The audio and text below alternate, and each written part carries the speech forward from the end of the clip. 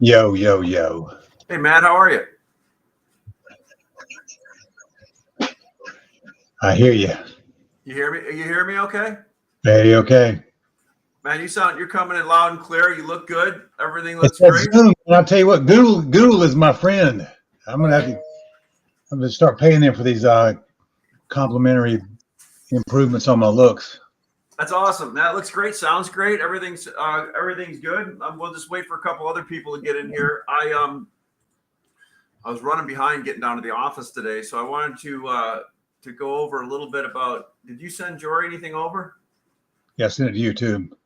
Okay, we'll go over that. But I wanted you to read the article because I thought it was a little funny, but I had an analogy about when West Rager said they're having a curtailment. It was like a hot summer day in the Carolinas, and everybody, the lifeguard blew the whistle, said, "Pool breaks over," and everybody ran and jumped in the pool.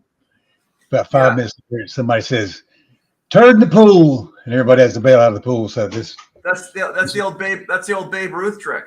Yeah. Yeah. This week was the turd in the pool week.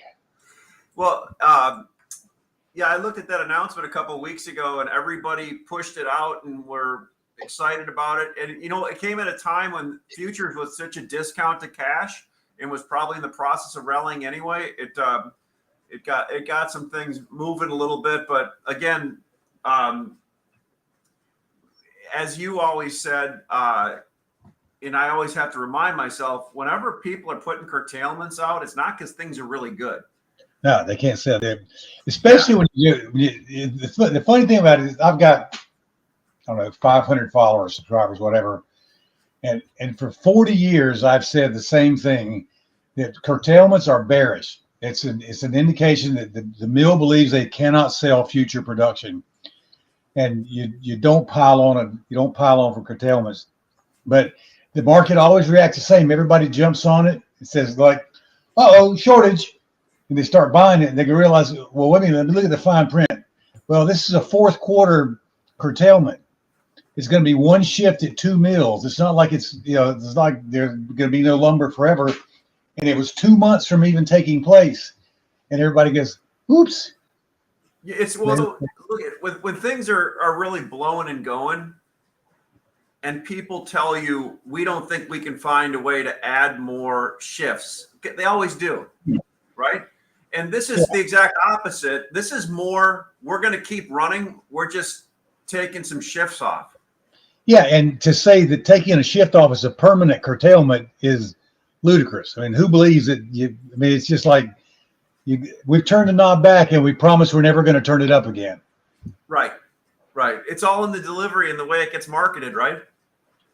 Yeah, talking your position. Well, so let's talk about. So everybody, welcome to Lunch with Lumbermen with Matt Layman, Layman's Lumber Guide, Ashley Boeckholt Materials Exchange, and you set something over that I wanted to talk about too, because I have Matt Beamer on the phone and Greg on the phone, and we always miss talking about the biggest species, the species that still has the most. Everything. It's if somebody ever wants to get into trading something and wants an opportunity to be like the old school markets where it's call around and you talk to your buddy at the mill and the other person, and there's a lot of indecision and non-communications from the producer to the initial consumer. There's a lot of tossed salad in between there. Yeah. Right. Yeah. And that's where the real details, and that's where the money's made. So when you send something over on text me the other day, said I want to talk about. I hear the Blue Angels going by right now. We got the air show downtown. When you talk about, let's talk about how Southern Yellow Pine is traded. It kind of piques my interest because spruce, there's 3 or 4 big mills, and everybody can look at the CME, and nobody has any better access for the most part to any of those big mills than anybody else. Where the real opportunity lies is in the southern U.S. all from the mill to the secondaries to the distributors to people that are long and short in the middle to the end consumer that can be a retail yard, a multifamily builder that just decided they're going to start putting wood in the ground and thinks because they're buying direct, they're buying better, when in fact they may be able to get something $100 cheaper from a secondary that bought 500 trucks. So or you can get it $100 cheaper because you look one state over to the left. Yeah, so you and I talked the other day. Last call, I'm like, Matt, look at the East. It's $100 different than, or look at the West is $100 different than the East. And you're like, yeah. And some people just won't make that call, right? Yeah, they're not aware of it. But I tell you, who does know that is your lumber broker. You know, your broker who's on the phone. He spends the first part of every day calling around, finding out what everybody's got. And you look at somebody told, I'm going to throw Random Length's name out because they're the be all end all for prices right now, but quote right now. But the Greg Kuda was mentioning in the show the other day, like he said, I'm sure Matt's going to talk about this, the spread between Southern Yellow Pine and futures. And they're really the Southern Yellow Pine east side was like $800, west side's like $700, futures like $600. Okay, just kind of rounding everything together. And so Southern Pine looked like it was a $200 premium to the board, but it really wasn't. It was 10s and 14s were $200 higher than their relationship to everything else, just two lengths. And it skewed the Random Length price because the random, and I'm going to be Random Lengths publication, Random Lengths tally. Southern Yellow Pine is not traded by Random Length prices. They're traded by specified prices. And 80% of that wood goes by truck. Probably 95% of it goes by specified price, not by Random Length price. Yeah. Because people like, mobile home manufacturers like to have 2x4 14s. Truss manufacturers like to have 14s and 10s. Everybody wants the retail yards like to have, say, 8s and 16s, and the redheaded stepchild in Southern Yellow Pine is 2x4 12. So if you can work that into your schedule or your routine of what you use, if you have found a usage for 2x4 12s and make that your primary item that you need, you'll always be able to be under the market with buying Southern Yellow Pine. But I think the biggest thing is the cross market opportunities. I break my prices down into east and west. I go Alabama, Georgia, Florida, North, South Carolina, Virginia. And if you think about the geographic area of that, to think that you could put one number on anything and say that it's worth X, because if you're trying to ship a load of lumber from South Georgia to Virginia and you're competing against a load from northern North Carolina to Virginia, you got a $50,000 difference in freight rate. So you really, it's not a one easy way to skin a cat. You really got to be in it, be a geographically know where you are, where your mills are, what your relationship for freights are. But the thing about the spread on the east side versus west side was really just a skewed number in those 10s and 14s being $200 out of whack. And I'm not sure that number was even obtained. I don't know where somebody told somebody who printed it down and said, that's the number. But if you're in Atlanta, Georgia, trying to look for a load of 2x4 10s and 14s, all you had to do is call Alabama and you could buy them for $125, $1,000 cheaper delivered. So I'm not sure that number was even real. So that number on your briefing from the 18th, where it shows 2x4 Southwest at 580 and 2x4 Southeast at 650. You said that was thrown off by a couple of the lengths. What day is that? That's old, isn't it? That must be old. That's August. Well, it says August 18th. I guess that's pretty about 1 minute old. But so that number also reflects about $100 decline in the east side number. If you look at the change in the price, it was like $50-$75, something like that. But yeah,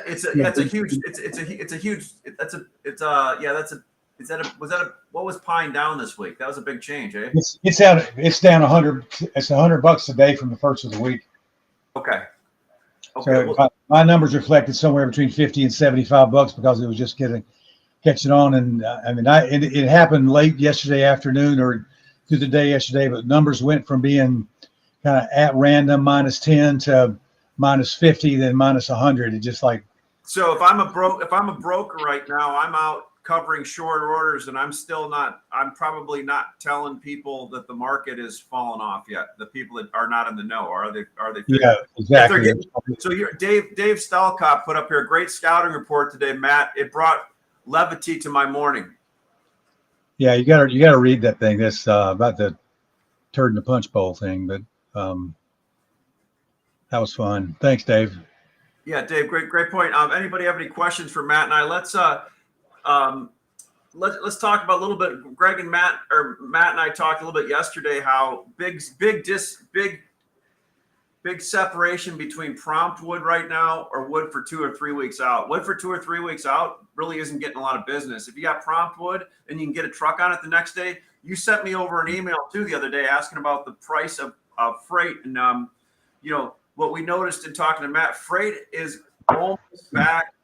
I think Greg said it's probably 20 to 30% above pre-COVID levels. So freight is kind of falling off the shelf, right? Yeah, you said like 350 a mile because we were $5 and $6 a mile at COVID peak, and some people were paying $10 a mile for short haul stuff, and it was insane. But I was asking you for just to do the comparison for what it would cost to get from Mobile, Alabama, for example, or Montgomery, Alabama, to Atlanta, and it's about $50, which is still kind of pricey. But when you look at those cross market opportunities, the thing about in Southern Pine, I wanted to talk about that today because I don't know how many of the listeners are new to the Southern Pine market and have gotten kind of forced into it because of lack of other species. But Southern Pine is going all the way from the Gulf to the Great Lakes, and treaters that traditionally used spruce for their treated that just did inside spruce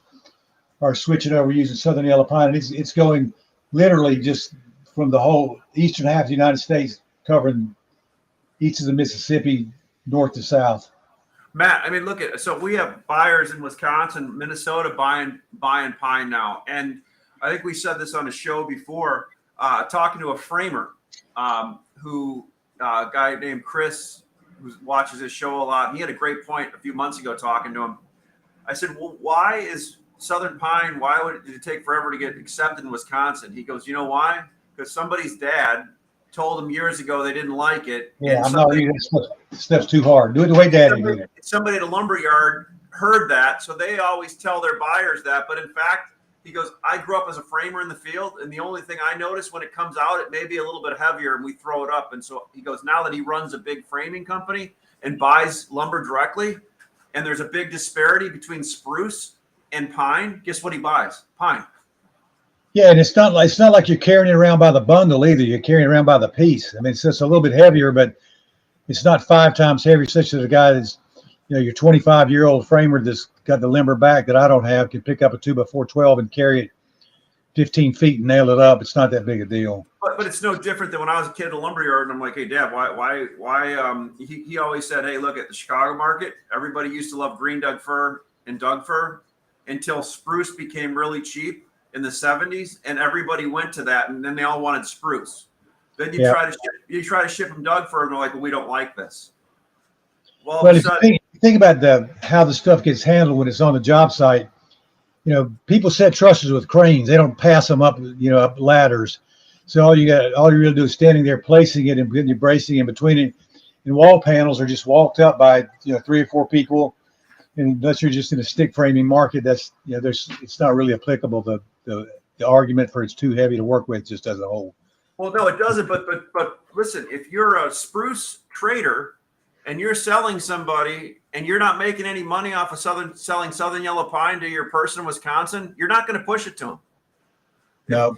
If you get a 45% split off the gross profit on a truck and you're making $5,000 a truck and you get $100 for selling somebody's pine truck, you're not going to sell the pine truck. Absolutely. So this goes back to what Matt's talking about as buyers. you sometimes need to go outside of your current species expert and get another southern yellow pine expert or start learning about it. And like I said, Matt's guide, Layman's guide, Matt, you really specialize and have for years. And before southern pine was even sexy, you were putting the sexy into it. Yeah, it was fun when nobody knew what to do with it. Right. So Ken Diulio, is that right? Diuilo said if it was up to me, I'd be putting southern yellow pine from Omaha to Oregon. Well, you know, it is an interesting thing about pine right now too, is that everybody's piling on it from a manufacturing perspective too, because it's the breadbasket for timber. But just think about when you start, all these mills get cranky. We're making 2 billion more feet per year out of the South. Things are going to change. This isn't going to be a forever phenomenon either. We're going to start scraping up some of this timberland that there's plenty of and plenty of trees, and the whole dynamic is going to change in a decade from now. It's not going to look like it does now by any chance.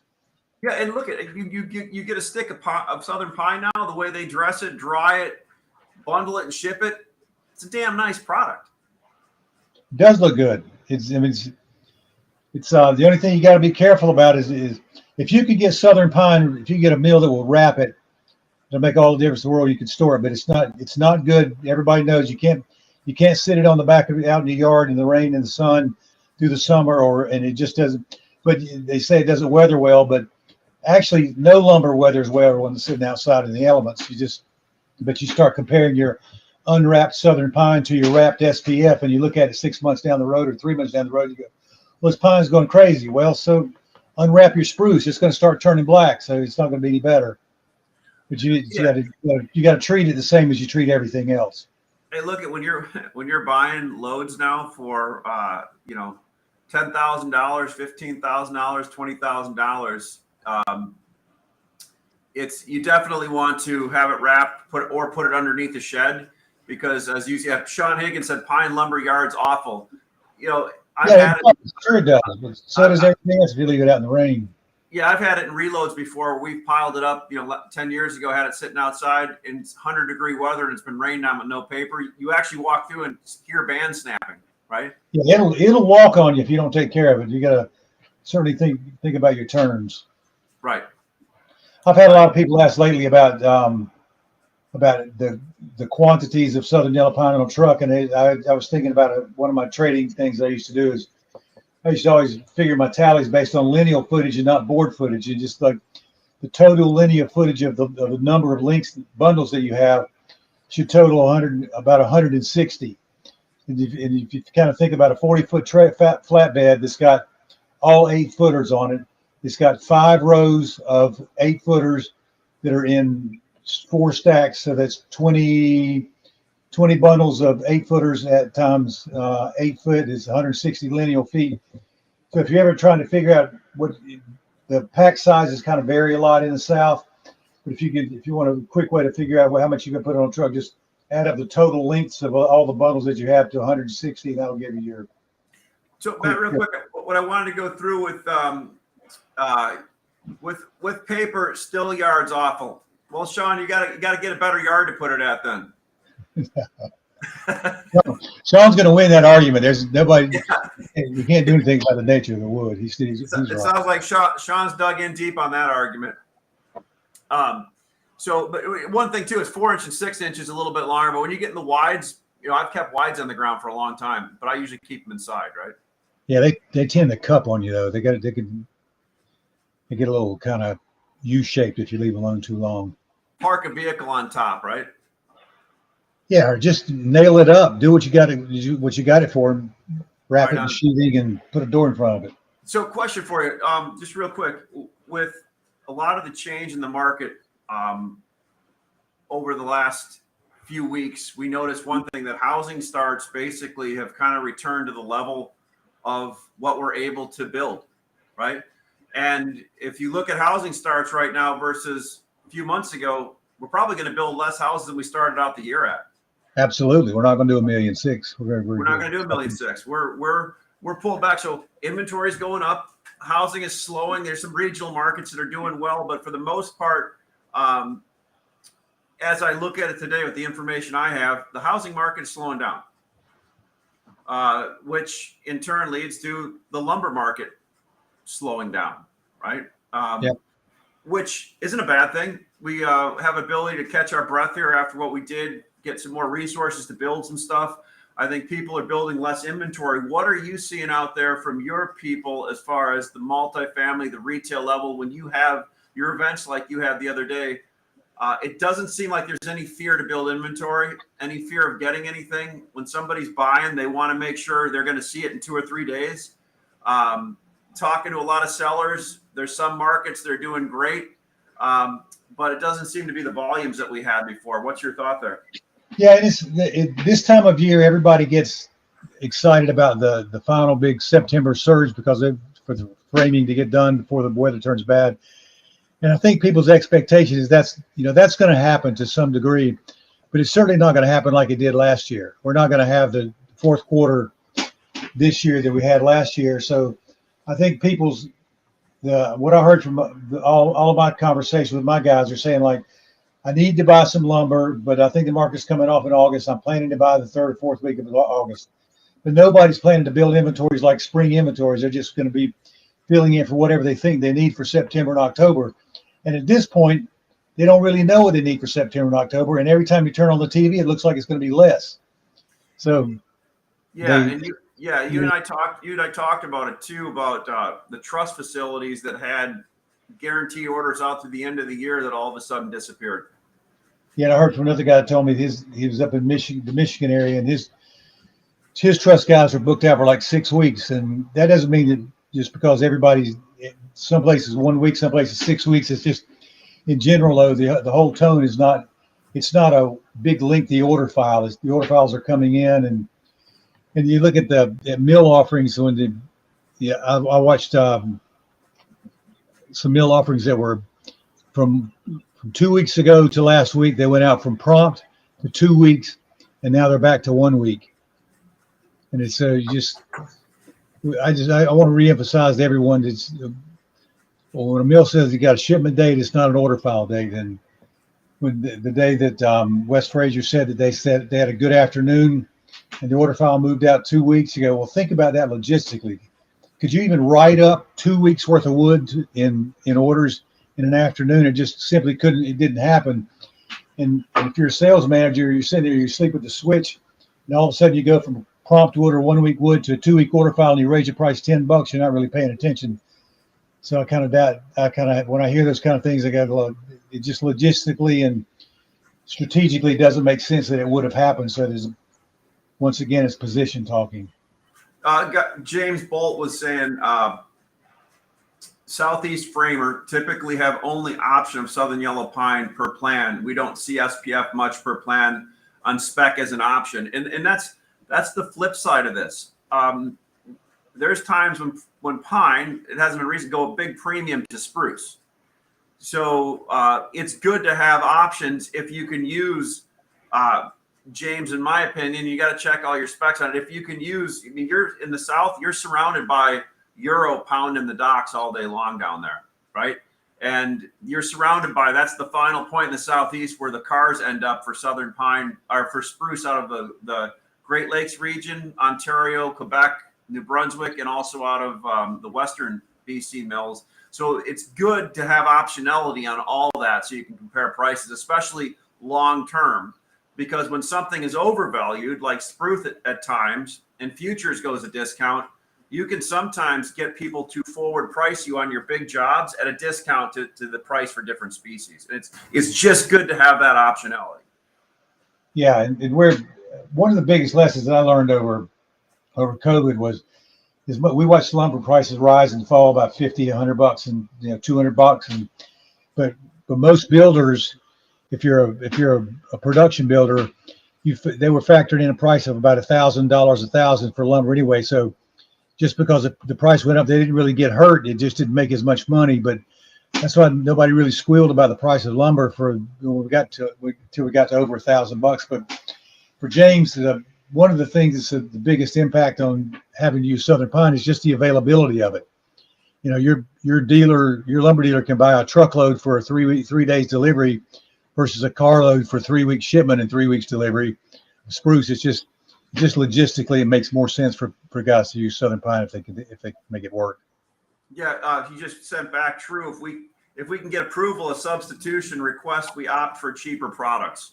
No doubt. Look, as with anything in life, the more optionality you have, the more negotiating power you have, right? Yeah, and you got to be careful. Like, for example, like 2 weeks ago when the board was down at 480, and you go, well, that's cheap. I'd love to have some of that. Well, that's good, but that's going to be late November shipment, mid-November by the time you get it. That's not something you can take to the job site next week. It's going to be 2 months before you can get it. But one thing I haven't kept a good track of, Matt, is panels. Tell me what's going on in OSB in plywood.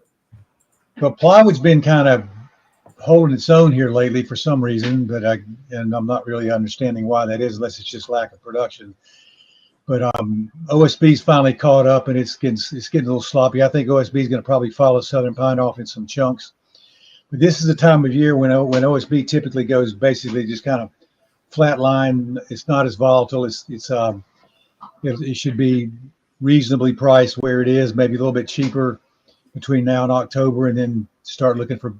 That's what the contracts start to get negotiated at the end of the year, and then everybody gets all excited about not being able to have it again.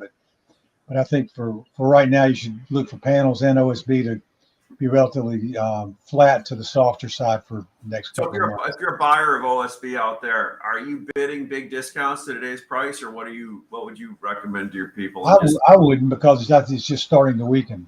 I got you. Okay.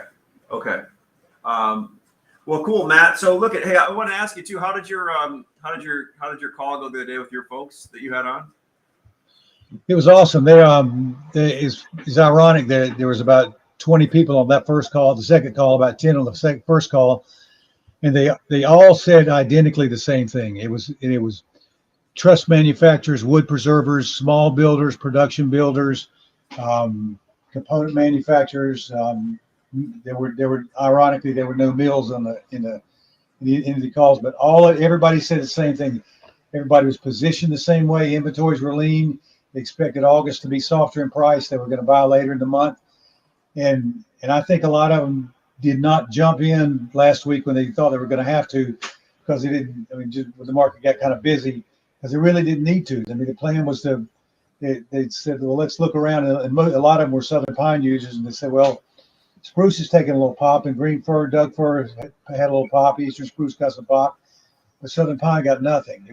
They just watched the mill list grow longer and longer, and then over the last week to 10 days, they've watched the mill list get bigger everywhere else, in addition to the South. So I still think we got another couple of weeks of overall weakness. I think the market's going to soften, and we'll probably come into September at a better place to buy 2 weeks than we are today.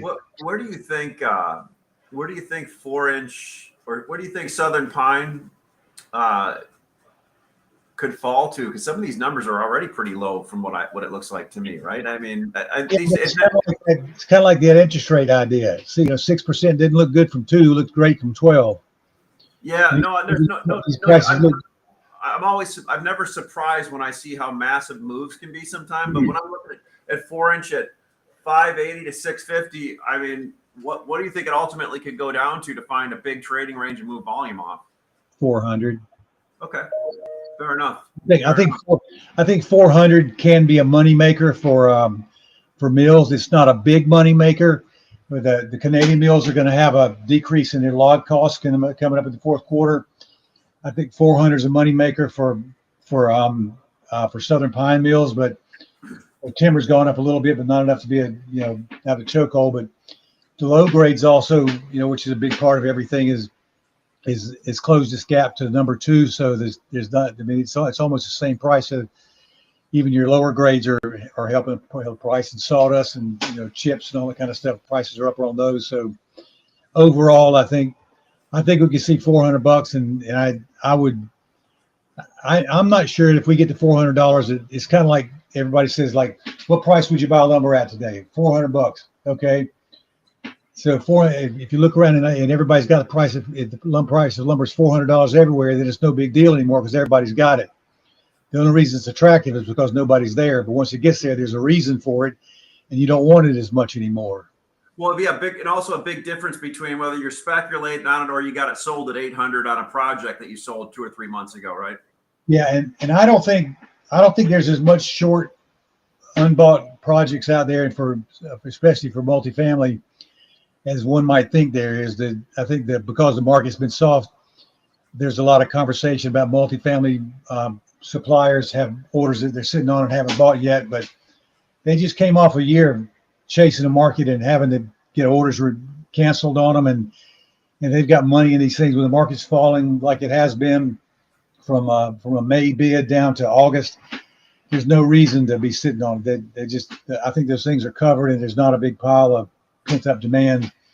The only things getting pent up demand are houses that are getting canceled or delayed or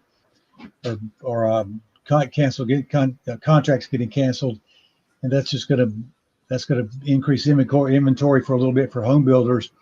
But those people still that were wanting to buy are still going to want to buy. Yeah, I think the home builders and multifamily are doing whatever they can to keep this market, and I think there's still an underlying demand out there. Again, when there's so many movements going on in our rates, and that's a guess all the time. I noticed one thing: some of these home builders are buying points down for people to get them into a house. They're figuring out ways to move stuff. So yeah. Maybe this is a good reset for things, just to we get to a level where we actually can build at, and we start building up from there, right? Yeah, one of the things that I also just heard about recently and never thought about was, the same way we do in the lumber business. When lumber gets tight and you can't get it, you end up double buying and triple buying, and you get caught at the top of the market with too much wood, and all of a sudden your 6-week inventory turns into 3 months of inventory. I think I'm hearing more and more cases of people that had multiple offers on homes, that when they, in one subdivision where you had 4 or 5 different production builders in the same subdivision, they would make multiple offers on the same homes, say, okay, whichever one gets done first is the one that I'm going to take, and they cancel the others. That could be a pretty big deal, and that there's no way to know that until you start to see it happen. But I think that could be a wild card for the housing market. That could be pretty negative, is seeing that people were double bought and triple bought on homes that they had no intention of taking all 3 of them. Yeah, no. So look, if you want to sign up for Matt, I'll throw up Matt's email here for you, so you can go and sign up for Matt's for Layman's Lumber Guide, and to get the scouting report, it's matt@laymansguide.com. I think it's a critical report to have for everybody to look at. Once you get in with Matt, like I said, he's got all types of programs he runs for his group of partners that he does things with. And yeah, Matt, I mean, anything you want to add to that? Yeah, and I would suggest, and I want before anybody makes a commitment to buying my products, I really want them to be familiar with it and make sure that they understand what it's all about. And I mean, my specialty is timing. It's not price. It's when the market's going to rise and fall. And I would encourage everybody. The scouting report's free, and we're actually going to be expanding our pricing on that in the coming week. And there's no commitment at all. You just sign up, just that address that's there, and you get the scouting report. It'll come to you on Thursday mornings. It's kind of a market update and a price update of just what's currently going on. And this information is coming from you guys. It's information from the field that's coming back to me, and it's not like we're copying somebody's paper. It's just all coming back from. And a good example of that is yesterday. I was getting ready to put the scouting report out yesterday, and I had Southern Yellow Pages down by about $20. And then one of the scouts came in and said, just got a note from a mill that said they were selling it at random less 95. And that's pretty pertinent. I mean, my numbers went all of a sudden were from down 20 to down 70. And I would have missed that if it hadn't come from somebody in the field that was looking. Matt, you're going to make somebody mad. You're supposed to keep that a secret, because that's how they clip that $90 coupon off people. Sorry, buddy. Just don't buy any. If you guys are thinking about just buying Southern Pine, don't do it yet. Well, I think a lot of people don't realize when they look at a number on a publication that there are groups out there that have the financial wherewithal and the horsepower and the orders where they bid $200 under those prices sometimes. Yep. And they'll get them. Yeah. Yep. John Mark says that their business in Montreal is down 20%, 26%, and that was Montreal was you had to almost pay to come into the city there for a while, did you, just to be able to ride through? Montreal was the Austin and Dallas of Canada as far as building. Montreal and Toronto. Yep. Yeah. Thanks, John Mark. That's great information. Well, look at Matt. Great to have you. We'll do this again next week. Again, this is lunch with Lumbermen with Matt Layman and Ashley Boeckholt. Well, thanks for the input. And Sean, I was just giving you a hard time. I got dinner next time. So good. He's paid. You can pay my share of the dinner too. Thanks.